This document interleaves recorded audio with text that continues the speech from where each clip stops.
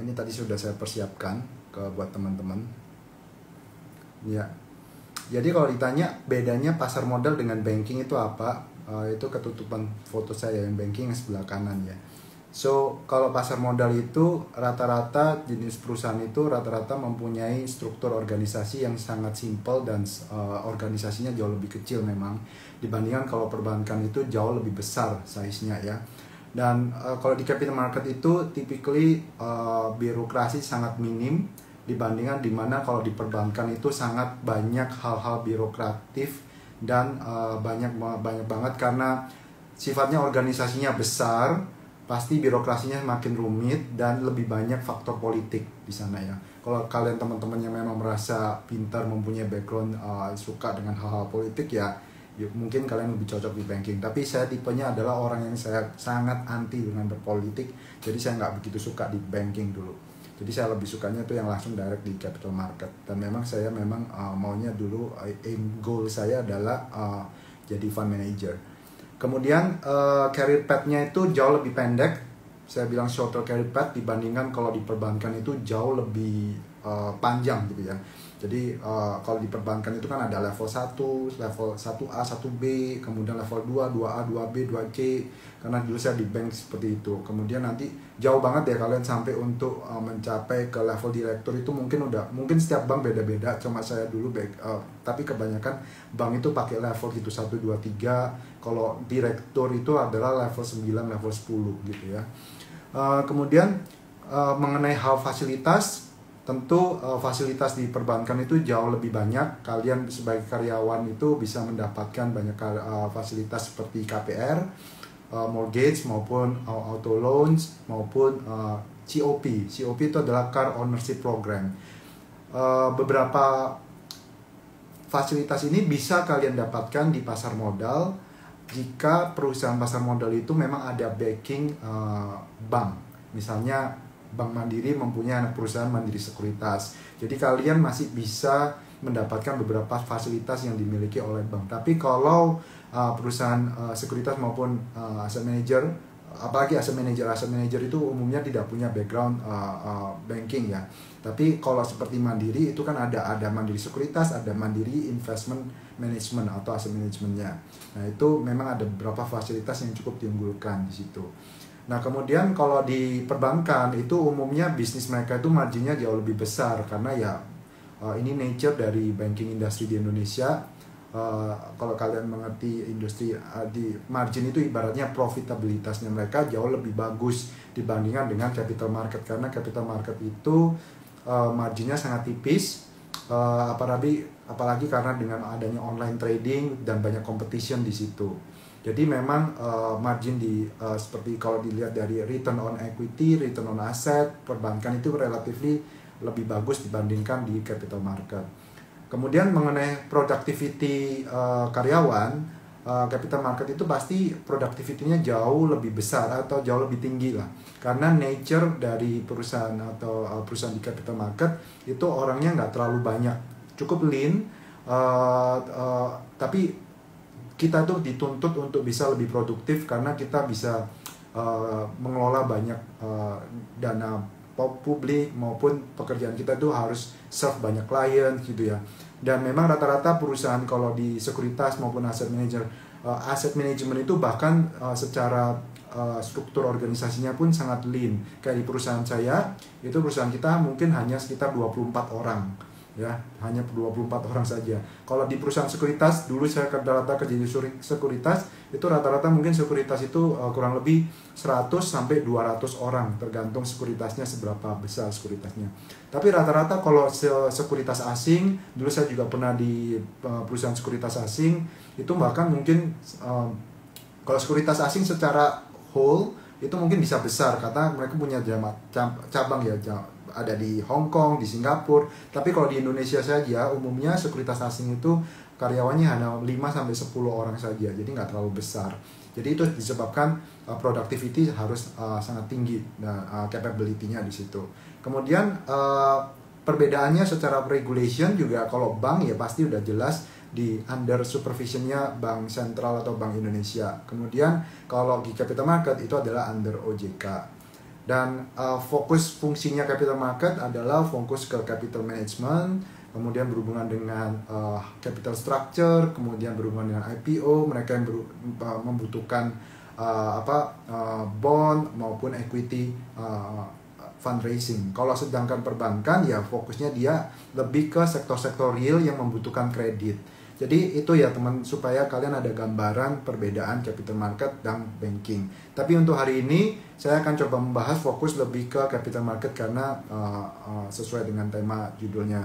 Saya kasih contoh nih gambar perusahaan, struktur perusahaan yang perbankan seperti apa, kalian bisa bandingkan dengan yang capital market.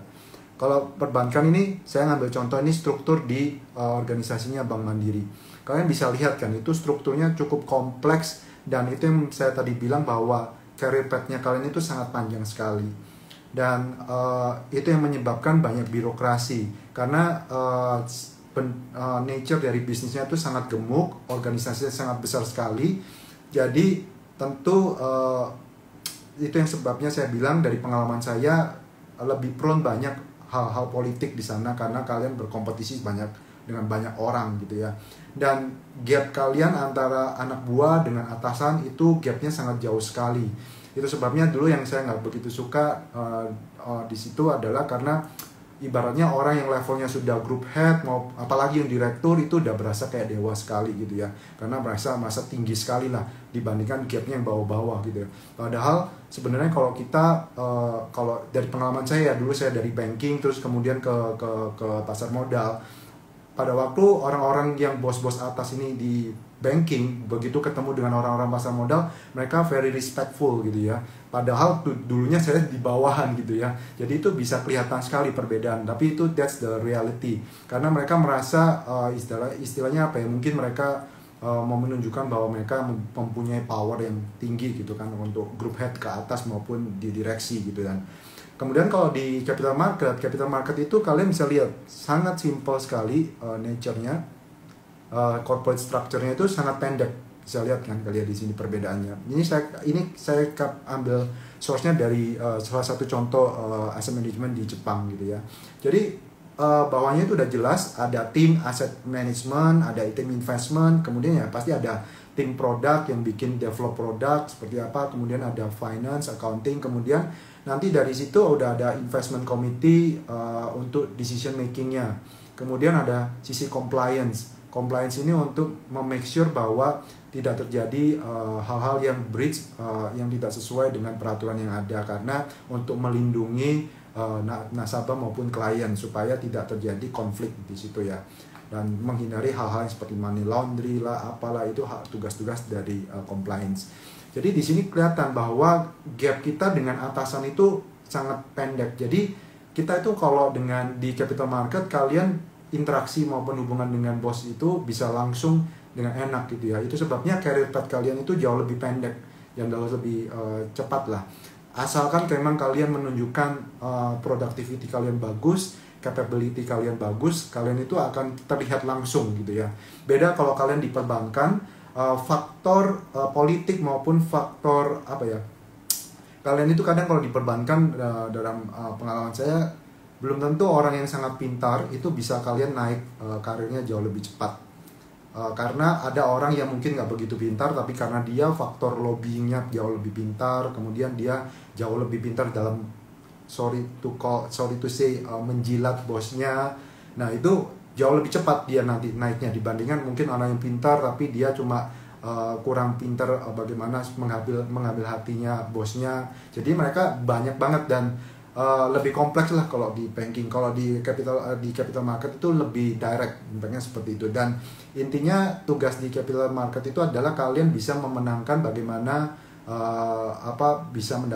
bisa perform itu bermacam-macam. Untuk di asset manager performnya ya pasti terlihat dari performa dari fundnya itu sendiri. Kalau sebagai broker ya bagaimana kalian bisa mendapatkan vote sebanyak mungkin dari klien, karena KPI kalian adalah vote dari klien itu. Vote itu ditentukan dari seberapa bagus kualitas kalian melakukan stock recommendation, kemudian seberapa bagus kalian memberikan corporate access, kemudian seberapa bagus kalian memberikan informasi yang paling up to date seperti itu. Itu service yang sangat dinilai oleh klien-klien di capital market. Jadi ini saya justru flow-nya saya balik ya, supaya kalian lebih enak lihat di depan. Oke, langsung saya balik lagi ke depan. Apa saja sih tips yang mungkin kalian perlu perhatikan dalam kalau teman-teman atau adik-adik yang mau bekerja di capital market? Menurut saya ini ada 3 rules yang menurut saya kalian sangat penting untuk kalian pahamin ya, kalau memang adik-adik ataupun teman-teman baru benar-benar mau dari kuliah mau menginjak ke capital market. Academic basic finance skill itu sangat penting, karena ada beberapa, kalau pada waktu kalian dipanggil interview, ada yang saya dulu pernah waktu saya pertama kali masuk ke capital market tahun 2008, itu mendadak langsung dites. Saat itu juga kalian dikasih laporan keuangan, dan kemudian kalian melakukan klasifikasi dan modeling secara cepat, dikasih waktu 1 jam, dan kalian dikasih langsung study case laporan keuangan 1 atau 2 perusahaan, dan kalian langsung disuruh melakukan analisa membedakan antara perusahaan yang A dan perusahaan yang B. Jadi basic finance skill kalian itu sangat penting. Kalau bagi teman-teman yang mungkin backgroundnya bukan finance maupun bukan accounting, jangan berputus asa, karena banyak banget teman-teman saya juga yang backgroundnya adalah teknik sipil, teknik kimia, engineer. Biasanya mereka itu umumnya anak-anak teknik yang saya suka adalah mereka logiknya itu sangat kuat. Jadi mereka dalam membaca, mempelajari numbers itu sangat cepat sekali, karena logik mereka sangat kuat. Jadi jangan berkecil hati, selama kalian mau cepat membaca, belajarin flow-nya accounting itu bagaimana basicnya, itu kalian bisa at least kalian bisa dapat basic preparationnya di situ. Kemudian tentu market dan industry knowledge ini sangat penting. Basically ya, kalian banyaklah membaca buku finance, buku-buku makro, apapun itu. Ya ada beberapa teman yang mungkin bisa baca bukunya Peter Lynch yang zaman dulu, kemudian bukunya Warren Buffett, kemudian buku economics, banyak sekali di capital market. Itu yang saya suka adalah karena kita mencakup banyak sektor dan banyak hal ya, dan itu yang saya suka, dan akhirnya it becomes like a never ending learning process, karena kita nggak pernah berhenti ya, karena perkembangan dunia itu sangat dynamic. Seperti sekarang perkembangan dunia ekonomi digital yang dulunya mungkin kita nggak pernah, kita mau nggak mau harus continue to learn something, dan bagaimana itu bisa teraplikasikan di pekerjaan kita gitu ya. Jadi market knowledge dan industry knowledge ini sangat penting. Jadi kalian harus ready kalau misalnya dalam suatu interview kalian ditanya, karena pasti orang yang menginterview dan mau meng-hire kalian itu mereka pasti mempunyai ekspektasi yang cukup ya bisa dibilang kalau kalian nggak ngerti basicnya sama sekali, mereka sudah nggak mau, it's just a wasting time buat mereka. Ngapain gue harus ngajarin kalian lagi yang basic-basic yang harusnya kalian sudah prepare gitu ya. Jadi begitu kalian tidak bisa menjawab hal basic, mereka sudah cenderung kalian pasti dicoret nama kalian. Jadi wawasan kalian tentang perkembangan market. Jadi kalau waktu kalian harus coba mengikuti berita-berita yang ada, perkembangan apa yang terjadi di pasar modal di Indonesia kali terakhir ini, apa aja sih yang terjadi di regulasi pemerintah gitu kan, kayak regulasi PEN gitu ya, program economic recovery-nya pemerintah, itu kalian harus pahamin. Kemudian pemerintah mengeluarkan apa, itu seiring dengan kalian banyak membaca deh, basically membaca koran maupun atau di news portal gitu ya. Itu basically yang perlu kalian persiapkan. Kemudian kalau industrial ya, at least memang kalian tidak harus dituntut untuk orang yang first entry level. Pasti yang interview bisa ngerti lah, tergantung ekspektasi setiap pengalaman kalian gitu kan. Tapi at least kalian pahamlah salah satu atau 2 atau 3 sektor yang kalian pahamin. Katakanlah kalau misalnya kalian suka sektor perdagangan, kalian harus mengerti tuh perdagangan itu seperti apa flow-nya, rantai pasokannya seperti apa, supply chain-nya, dari bagaimana kalian bisa mengerti perdagangan kategori produk kategori mana yang oke.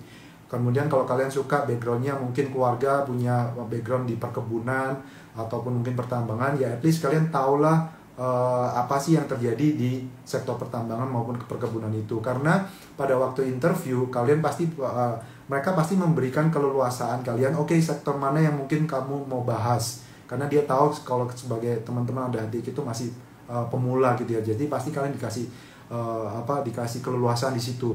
Tapi jangan sampai pada waktu kalian dikasih keleluasaan, kalian tidak sama sekali tidak mengerti satupun industri apapun gitu ya. Itu udah pasti nama kalian dicoret gitu ya. Karena industri Indonesia itu banyak sekali gitu ya. Kalian bisa ngomong industri teknologi kalau memang kalian suka tech, atau mungkin kalian bisa ngomong perbankan atau apapun gitu ya, manufaktur. Itu at least kalian harus banyak membaca dan kalian pahami at least basic-basicnya saja dulu.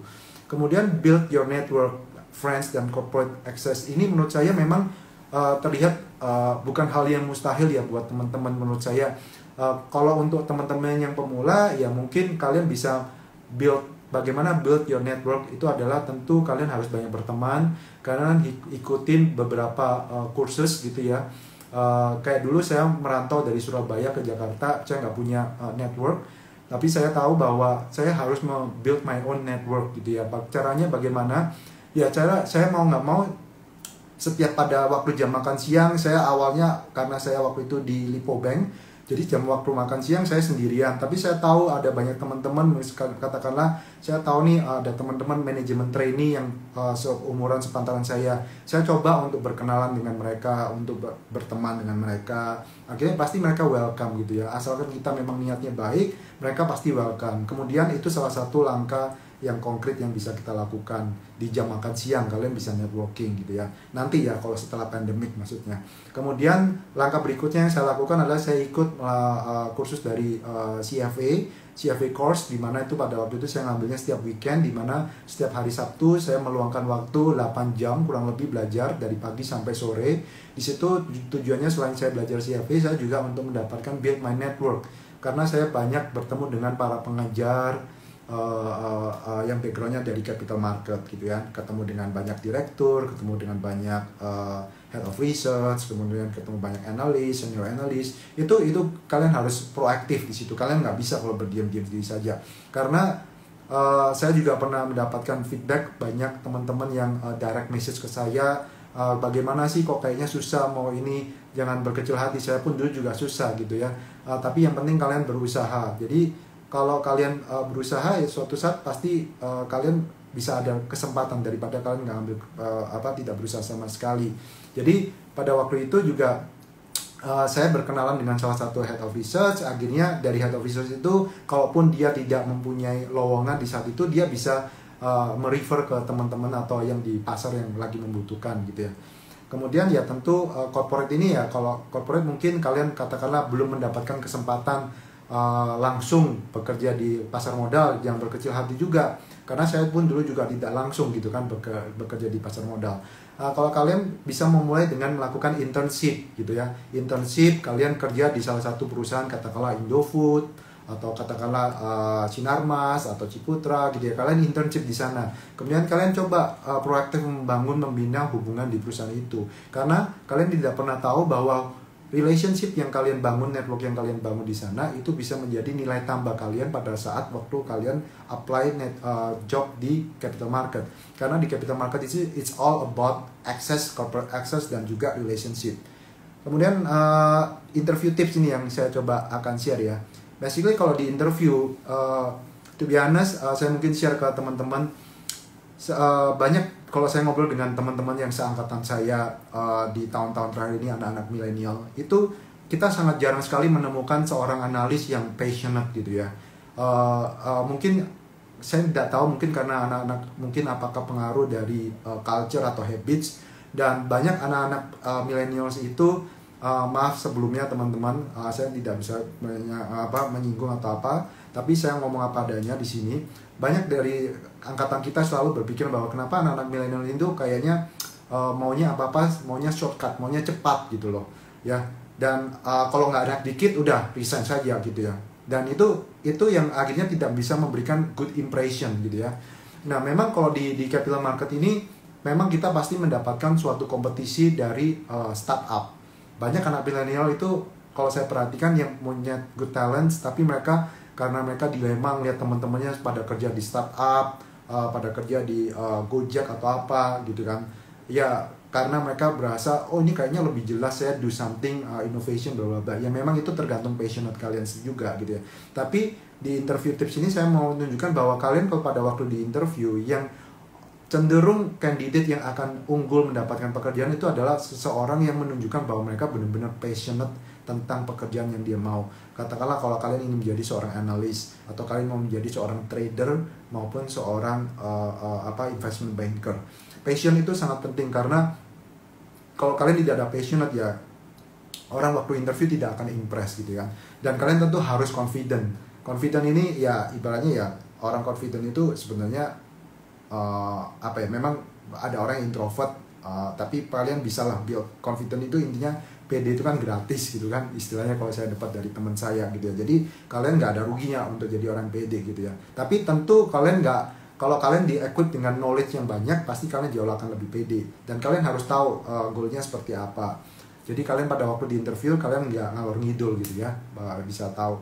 Kemudian be critical and knowledgeable, yang tadi saya sudah sempat sampaikan. Intinya kalian pada saat interview itu umumnya kalian akan di challenge terus cara analisa kalian, bagi seberapa kritis cara berpikir kalian akan dicoba tanya, menurut kamu perusahaan ini seperti ini, menurut kamu gimana? Itu pertanyaan-pertanyaan itu sangat umum ya, kalian dipancing untuk bisa menganalisa perusahaan itu seperti apa. Menurut kamu sektor ini seperti apa? Menurut kamu gold itu kenapa sih harganya naik? Jadi kalian pasti akan di-challenge seperti itu. Nah, jadi kalian harus persiapkan itu. Jadi kalian mempunyai analisa yang harus tajam gitu ya. Dan terakhir pasti kamu harus mempertanyakan diri kalian sendiri sebelum dipanggil interview. Kalian harus prepare, ask yourself bahwa what makes you different compared to the other candidates. Kalau kalian bisa menemukan bahwa diri kamu itu memang paling berbeda dibanding other candidates, pasti itu chance kalian untuk lebih unggul itu lebih tinggi. Karena seorang interviewer itu pasti dia bisa melihat nilai maupun value dari seseorang itu dari hasil interviewnya gitu ya. Nah, kemudian beberapa academic certificate apa aja sih yang dibutuhkan? Umumnya ini beberapa top academic certification yang bisa membantu kalian supaya bisa untuk mempermudah mendapatkan karir kalian. Yaitu tentu CFA itu sangat globally recognized professional designation by CFA Institute. Dan ini memang nggak hanya diakui di Indonesia. Kalian kalau punya CFA, kalian mau bekerja di luar negeri pun itu juga diakui gitu ya. Dan CFA itu memang sifatnya sangat global gitu ya. Menurut saya CFA itu bisa dibilang setara dengan MBA. Hanya saja kalau CFA itu fokusnya lebih ke finance dan capital market, sedangkan MBA itu kan lebih untuk bisnis secara abroad. Tapi MBA maupun Master of Finance itu juga sangat diperhatikan oleh seorang perusahaan. Terutama kalau kalian mempunyai background Ivy League ya. Ya, kalau Ivy League pasti kalian lebih mendapatkan nilai plus dibandingkan kompetitor yang lain. Kemudian kalau yang kedua ini Financial Risk Manager, menurut saya ini tidak diunggulkan oleh CFA, tapi ini tetap cukup certification cukup dihargain juga, karena mendapatkannya cukup susah. Hanya saja memang kalau CFA tingkat kesulitannya jauh lebih sulit karena kalian membutuhkan 3 level, dan 3 level ini ya masing-masing kalian membutuhkan exam yang sangat membutuhkan komitmen waktu kalian belajar yang sangat tinggi. Saya kasih contoh ya teman-teman, saya kebetulan masih menyimpan buku CFA saya, jadi biar kalian ada gambaran seperti apa. Nih, jadi kalau kalian mau ngambil CFA, kalian harus bisa belajar buku segini banyak. Dan kalau kita dulu ujian kan mungkin satu buku ujian 1 hari gitu ya. Ini enggak, ini ada 6-7 buku, kalian baca semua dalam waktu mungkin persiapkanlah 3-4 bulan dan membaca buku ini semua. Kemudian kalian ujian, exam dalam waktu 6 jam ya. Jadi dibagi 2, sesi pertama 3 jam, sesi kedua 3 jam gitu ya.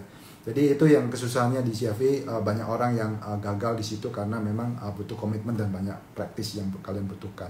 Itu ya. Jadi kemudian saya bahas apa aja sih pekerjaan yang mungkin bisa diharapkan dari sini. Top front of the job itu umumnya apa aja? Ada fund manager, portfolio manager, itu pekerjaannya seperti saya. Kemudian research analyst, itu juga saya sebagai analis juga.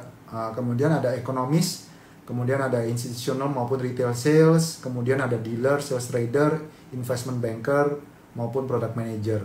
Saya singkat saja saya ceritain bahwa bedanya apa. Ini langsung saya tunjukkan saja perbedaannya di skill.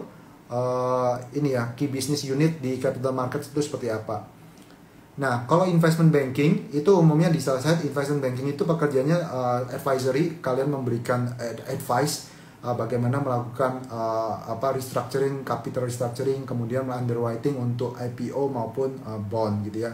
Kemudian kalau di broker yang lebih ke sell side, lebih ke broker, bener-bener brokernya, itu kalian basically ya broking idea, trading line, kalian basically menjembatani kebutuhan untuk trading klien-klien jadi buy side, dan kalian memberikan pekerjaannya sebagai analis di broker sell side. Itu yang dulu saya juga pernah di sana, kerjanya adalah memberikan stock recommendation. Jadi apa yang stok yang bagus, stok yang jelek, yang mana yang harus dihindarin. Kemudian pasti corporate access, kalian harus bisa memberikan corporate access yang bagus untuk memberikan nilai tambah bagi klien kalian. Kemudian kalau asset manager, di mana my role sekarang asset manager itu disebut dengan buy side. Intinya itu public money investment, bisa public money-nya itu dari dana publik retail langsung, dari teman-teman kalau mau invest itu juga bisa langsung berupa reksadana, maupun juga public money berupa insurance money ataupun duit-duit pension fund gitu ya. Dan ada juga mungkin buy side yang sifatnya dikenal dengan hedge fund, yang mana itu mungkin hedge fund lebih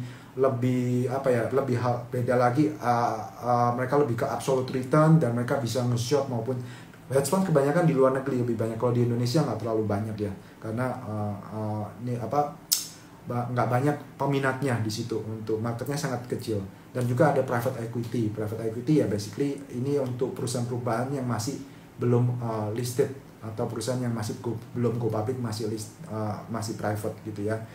Jadi itu kurang lebih, mungkin saya langsung buat teman-teman kalau mau ada pertanyaan tanya saja. Sudah nggak berasa udah 30 menit. Saya nggak mau terlalu panjang, nanti biar orang-orang nanti bosan lagi. Nanti mungkin biar teman-teman yang lain bisa lihat ulangnya. Kalau ada pertanyaan langsung aja tanya. Tadi kayaknya saya lihat ada yang bertanya. Bentar ya. Jadi ini ada beberapa pertanyaan nih. Oke, saya hapus dulu deh ininya biar nggak bisa kebaca. Berapa profit margin Bank Indonesia? Maksudnya ini perbankan di Indonesia ya. Apakah betul Bank Indonesia punya profit yang besar bahkan dibandingkan dengan bank luar? Iya, memang kalau ngomong secara nature perbankan di Indonesia itu memang rata-rata marginnya jauh lebih besar dibandingkan bank luar. Kenapa? Ya basically kita itu kan negara emerging countries ya. Jadi biasanya apa-apa memang kita relatively kan banyak competition-nya itu tidak seketat di luar. Jadi kalau competition tidak seketat di luar itu pasti rata-rata nature bisnisnya margin akan jauh lebih tinggi. Kemudian untuk mencapai posisi fund manager, apa yang terlebih dahulu dipersiapkan selain gelar, serta gelar apa saja? Oke, untuk menjadi posisi fund manager memang background kalian at least kalian nggak akan bisa langsung tiba-tiba apply saya mau jadi fund manager, kecuali kalian apply di perusahaan ecek-ecek ya teman-teman, sorry. Kalau kalian di perusahaan yang proper, yang bagus, kalian tidak akan bisa langsung jadi fund manager. Kenapa? Karena ya kalian berpikir rasional saja, kalian tidak punya pengalaman bagaimana orang itu bisa memberikan tanggung jawab yang besar, kalian mengelola dana itu langsung gitu ya. Jadi tentu background kalian yang dibutuhkan adalah kalian harus mempunyai background sebagai analis dulu, karena at least kalian itu mengerti cara membaca pasar modal, cara membaca saham, cara supaya tidak mudah dibodoh-bodohin oleh perusahaan, cara membaca celah dan trik dari perusahaan, bagaimana mereka menipu laporan keuangan, itu sangat penting. Jadi background utama kalian kalau mau menjadi seorang fund manager, tentu background utamanya adalah kalian harus menjadi seorang analis dulu, gitu ya. Jadi udah saya sempat bahas di sini. Nah, ini tadi mungkin saya kelewat ya. So basically skill yang kalian dapatkan itu apa aja kalau di capital market ya. Kalau di investment banking itu kalian orang investment banker ya. Kalau investment banker di luar negeri itu jauh lebih, istilahnya jauh lebih keren lah, karena di luar negeri itu produknya itu sangat banyak sekali, produk derivatif, produk apapun. Mereka tidak hanya plain vanilla gitu ya, tapi mereka banyak produk yang bisa dipackage, dan itu adalah jagonya seorang investment banker. Mereka how to do the financial engineering supaya jauh lebih bagus hasilnya nanti di mata publik, di mata investor, dibaca kelihatan bagus dan cantik, padahal katakanlah tadinya mungkin angkanya agak nggak bagus gitu, tapi bisa dimasak gitu ya. Itu sebabnya itu tugasnya investment banker. Kemudian kalian skillnya adalah kalian harus skill jago melobi. Lobbynya adalah melobi baik melobi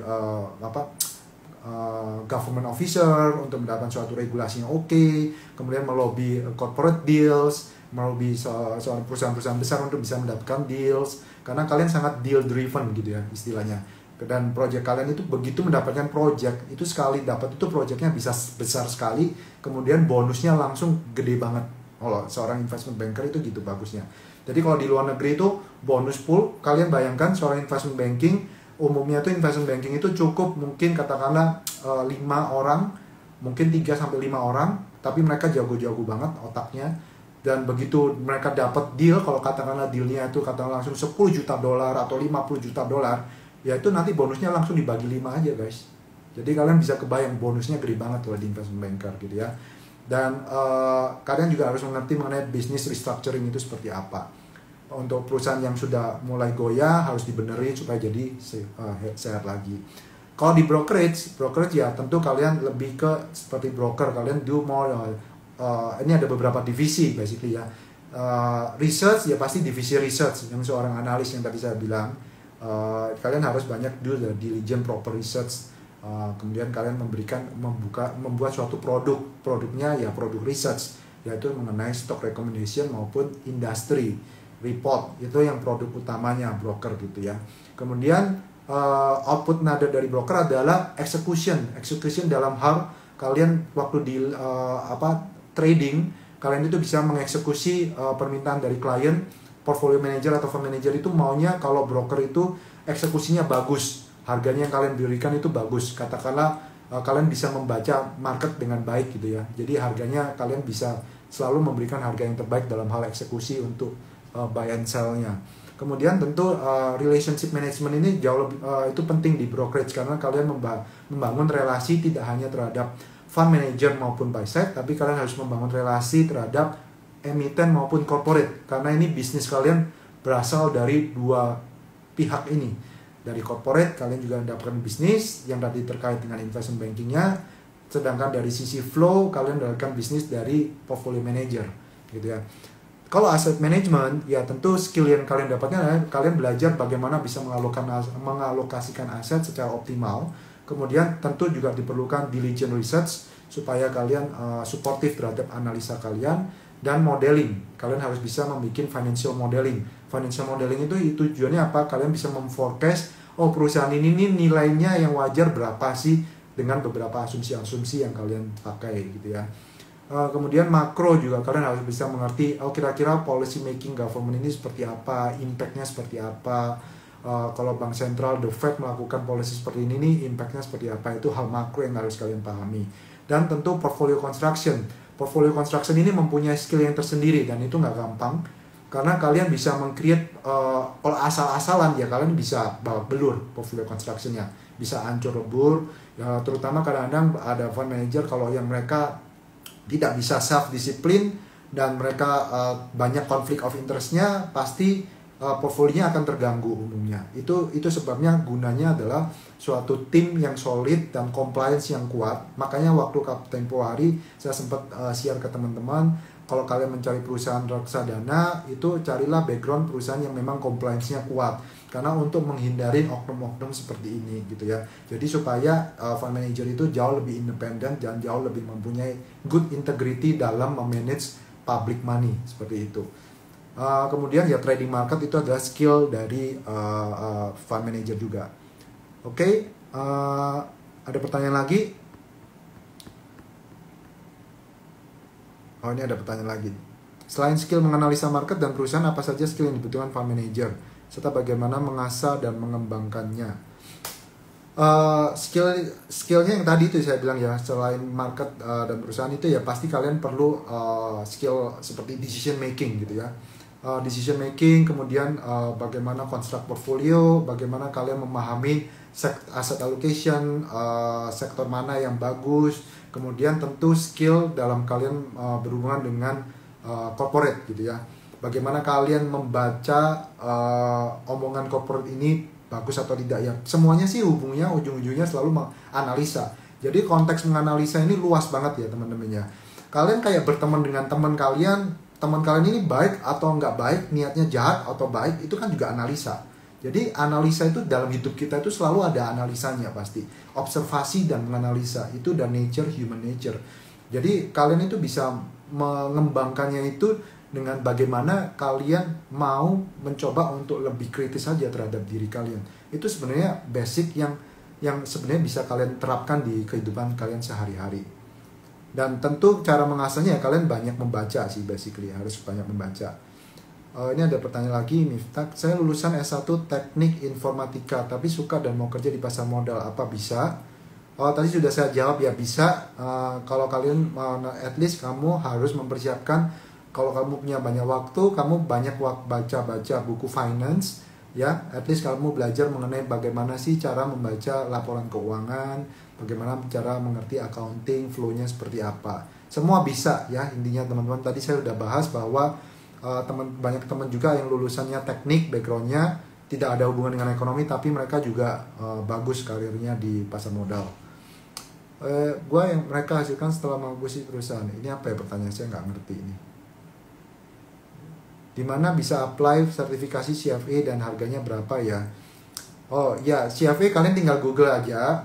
Di Indonesia ada namanya CFA Indonesia. Itu kalau dulu saya ngikutnya kursusnya itu bisa kalian ada pilihan, kalian mau ikut kursus atau kalian mau belajar sendiri. Kalau belajar sendiri memang jauh lebih hemat. Hanya saja kalau saya kan memang tujuannya saya mau ikut kursusnya di kelasnya, yang saya mau dapatkan adalah network tadi. Saya mau mendapatkan community, saya mau bertemu dengan banyak orang karena saya tadinya kan merantau dari luar kota dan saya nggak punya teman di sini. Jadi tujuan saya lebih ke sana. Kalau tapi kalian berasa nggak penting, ya kalian bisa belajar sendiri, belajar di rumah saja. Itu jauh lebih murah. Harganya berapa? Saya belum cek ya harganya terakhir berapa. Tapi kalau dulu saya melihat kursus CFA itu saya dulu kenanya 5-6 juta kursusnya. Itu kurang lebih kursusnya 2-3 bulan. Mungkin sekarang harganya sudah naik, saya nggak tahu. Mungkin teman-teman bisa cek di Binus. Yang Binus yang di sebelahnya Senayan City itu terima kursusnya saya dulu di situ. Online-nya itu tergantung batch. Kalau kalian mendapatkan early bird itu biasanya jauh lebih murah. Rata-rata range-nya ya itu bisa lebar. Zaman dulu saya ingatnya adalah satu exam. Kalau kalian pertama kali first enrollment itu kalian agak mahal karena kalian kena enrollment fee dan ya pertama lah karena ada enrollment fee-nya itu saja kurang lebih bisa 200 atau $300. Jadi range-nya itu adalah sekitar 1.000 sampai $2.000 itu satu exam. Jadi makanya kenapa saya bilang sebenarnya biaya CFA itu sama dengan kalian ngambil kayak kuliah lagi. Karena satu exam zaman dulu itu saya kurang lebih $1.000 sampai 2.000. Dan rata-rata mungkin katakanlah saya ambil pukul rata-rata zaman dulu itu saya mungkin cost-nya yang saya keluarkan 1.500 per exam gitu kan ya. Kalau 1.500 dikalikan 3, kalau itu kalian lulus terus loh ya. Kalau kalian nggak lulus ya itu uang akan hangus, kecuali kalian ada background dari perusahaan yang perusahaan kalian bisa membantu reimburse. Karena kalau biasa umumnya sih perusahaan yang relevan dan suportif untuk teman-teman untuk mengambil CFA, kalian bisa dibantu untuk reimburse. Jadi kalau nggak dibantu reimburse ya itu yang lumayan berat, kalian keluar $1.500. Kalau dengan kurs sekarang itu $1.500 kan berarti tinggal kalian dikali 15 ya lumayan mahal ya, 20-an juta lebih ya. Itu satu exam. Itu langsung bayar ke CFA Institute gitu ya. Itu untuk examnya saja. Jadi kalau kalian lulus lancar 3 level berturut-turut ya kalian mungkin berarti spendingnya $4.500 ya. Kalau misalnya ada teman sampai berulang 7 kali total, ya berarti tinggal kalikan aja 1.500 kali 7. Itu total biaya yang dibutuhkan. Mau nanya tentang private equity, kalau dari sudut pandang mereka berapa return annual average yang mereka hasilkan setelah mengakuisisi perusahaan? Sorry ya, ini pertanyaannya agak nggak nyambung dengan topik hari ini, jadi saya coba nggak terlalu jawab ya. Maaf, topiknya mohon pertanyaannya disesuaikan dengan topiknya hari ini. Sertifikasi WPPE dan WMI itu perlu kah? Oh perlu, memang WPPE dan WMI itu perlu dan mendukung karir di mana. Kalau WPPE itu umumnya lebih ke broker, ya. Kalau WMI itu lebih ke asset management. Tapi kadang-kadang kalian kalau mempunyai lebih dari satu nggak apa-apa. Jadi untuk memberikan kalian fleksibilitas saja. WPPE itu lebih memang ke broker side ya, jadi ke sell side, ke sekuritas. Kalau WMI itu memang lebih ke reksadana. Kalau kalian mau penjual reksadananya sebagai sales, kalian dibutuhkan sertifikasi namanya WAPR, ya. Apakah profesi di industri pasar modal dapat terdisrupsi perkembangan teknologi? Oh, menurut saya bisa-bisa saja. Nah, saya mengerti ini banyak pertanyaan jadinya. Oke, ya benar. Jadi tenang saja. Menurut saya banyak orang terdilema. Banyak, saya juga pernah mendapatkan input dari adik-adik atau teman yang mungkin lebih junior dari saya, galau bahwa industri pasar modal kita kan kayaknya makin lama makin lesu, makin kena disruption dengan teknologi. Kenapa sih market Indonesia itu pasar modalnya tidak se-booming dulu? Karena saya selalu ingatkan bahwa boomingnya pasar modal di suatu negara itu tergantung proxy dari negara tersebut. Kalau kita tidak mempunyai proxy perusahaan teknologi, ya kita nggak bisa booming. Makanya yang booming adalah perusahaan-perusahaan di luar negeri. Mereka punya proxy. Proxy itu adalah apa ya? Kalau ibaratnya saya mau invest perusahaan teknologi di Indonesia, apa? Kan nggak ada pilihannya, teman-teman. Sangat sedikit sekali gitu kan. Jadinya duit foreign itu lari ke US. Mereka bisa beli Facebook, bisa beli Google, bisa beli Tesla, bisa beli macam-macam, Alibaba. Di Indonesia itu nggak ada. Itu sebabnya menurut saya reformasi dan stimulus pemerintah itu sangat dibutuhkan. Jadi kalau mereka suatu saat bisa IPO listing di Indonesia, itu pasti nanti akan booming lagi. Dan menurut saya yang perlu kalian tahu bahwa pasar modal itu merupakan salah satu ujung tombak dari makroekonomi suatu negara. Jadi industri ini tidak akan mati. Saya jamin kalian, industri ini tidak akan mati. Kenapa? Karena suatu bisnis real sector itu pasti membutuhkan namanya fundraising, ya. Fundraising dibutuhkan suatu fasilitas gitu ya. Makanya kalau kalian lihat pasar modal itu kan di luar negeri umurnya ratusan tahun sebenarnya, sudah dari zaman dulu ya. Jadi pasar modal itu akan selalu eksis, hanya saja memang pasar modal akan berevolusi maupun berkembang. Dan nanti berkembangnya apa? Nanti berkembangnya adalah nanti mulai banyak klien yang memakai, ada beberapa yang memakai produk ETF, produk yang indeks gitu ya. Sekarang banyak yang nanti mungkin sesi next time aja deh saya coba bahas mengenai bagaimana passive fund melawan active fund gitu ya. Basically perkembangannya very dynamic saja, kita tinggal mengikutin saja. Memang banyak beberapa fungsi, terutama fungsi yang seperti dealer ataupun yang trading line itu bisa, memang itu rentan bisa didisrupsi dengan teknologi, karena kalian bisa dirubah dengan pakai mesin gitu ya, yang istilahnya dikenal dengan DMA. Jadi kalian pakai order kayak online trading gitulah, tapi ini sistemnya mesin, ada algoritmenya, dia cepat gitu kan, supaya dan ini memang lebih terdisrupsi. Jadi pekerjaan yang lebih kurang akan terdisrupsi, pekerjaan yang seperti apa? Pekerjaan yang membutuhkan kreativitas, ya. Jadi itu yang sering dibahas oleh juga sama ownernya Alibaba gitu kan, Jack Ma, bahwa kalian itu harus mementingkan di zaman sekarang ini adalah kreativitas kalian yang harus kalian terus tingkatkan. Karena proses analisa mathematical kita itu bisa nanti pelan-pelan dibantu atau di adjust oleh di replicate oleh mesin ataupun robot gitu ya. Jadi yang kalian perlu asah terus adalah bagaimana kalian bisa berkreasi, menghasilkan ide, menghasilkan suatu inovasi, berpikir secara out of the box. Itu yang mungkin kalian kreativitas ini membantu kalian bisa mengantisipasi hal apa yang belum terjadi di masa depan. Ya, itu yang penting, karena itu yang mungkin belum tentu bisa dilakukan oleh algoritma pada saat ini. Oke. I think itu aja teman-teman. Ini banyak banget pertanyaannya. Jadi, oke, ya udah. Apakah profesi benar? Bagaimana membuat asset management firm kalau kita punya keterbatasan dari sisi expertise? Partnership seperti apa modelnya?